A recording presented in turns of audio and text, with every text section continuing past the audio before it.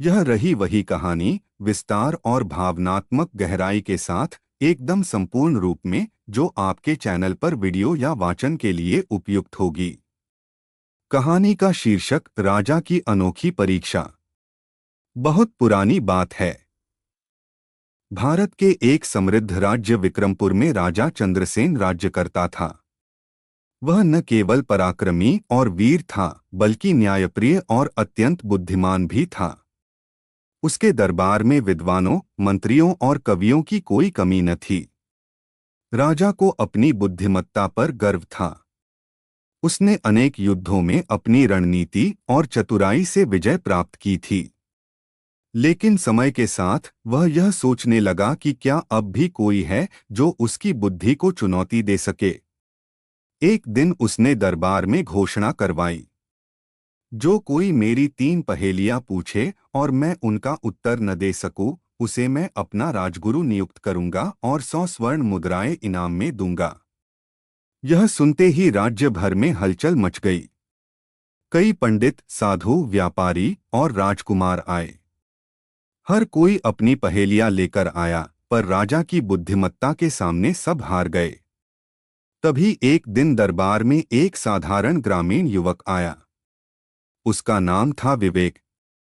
वह फटेहाल कपड़े पहने हुए था, पर उसकी आंखों में तेज था। वह झुककर बोला, महाराज, मैं आपकी परीक्षा लेना चाहता हूं। 3 पहेलियां पूछूंगा। यदि उत्तर मिला तो मैं संतुष्ट होकर लौट जाऊंगा, अन्यथा शर्त के अनुसार मुझे राजगुरु मानिए।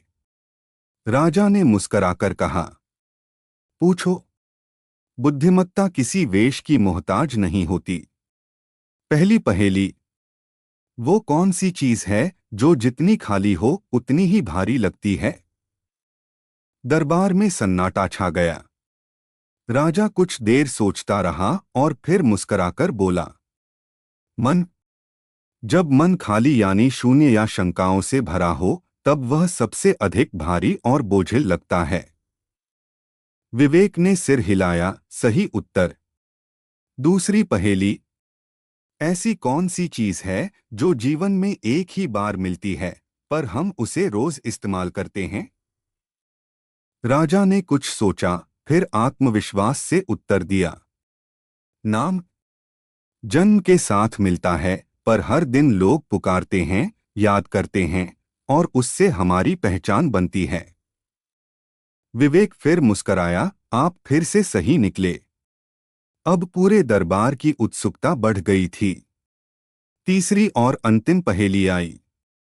तीसरी पहेली, ऐसा कौन है जो सब कुछ जानना चाहता है, सब जान भी जाता है, पर खुद को कभी पूरी तरह नहीं समझ पाता? अब राजा सोच में पड़ गया। वह अपने सिंहासन पर आगे पीछे झूलने लगा। आंखें बंद कर दी, विचारों में डूब गया। घड़ी दर घड़ी बीतती गई।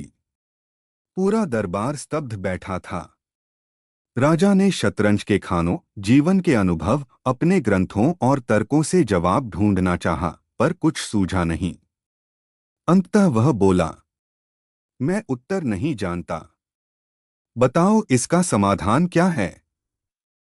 विवेक ने हाथ जोड़कर विनम्रता से कहा, महाराज, वो है इंसान स्वयं।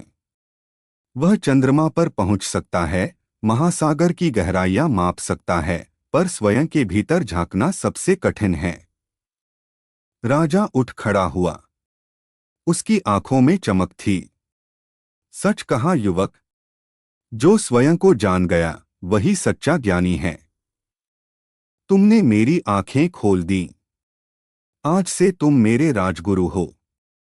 राजा ने उसे सम्मानित किया और स्वर्ण मुद्राएं भेंट की। विवेक ने कहा, महाराज, मेरा उद्देश्य इनाम नहीं था, बल्कि यह सिद्ध करना था कि ज्ञान का मूल्य वेशभूषा से नहीं, सोच से होता है। उस दिन से विक्रमपुर में एक नई परंपरा शुरू हुई। बुद्धि और विवेक को सबसे बड़ा धन माना गया। यह कहानी आपको अच्छी लगी हो तो वीडियो को लाइक करें, शेयर करें, चैनल को सब्सक्राइब जरूर करें। धन्यवाद। आपका दिन शुभ हो।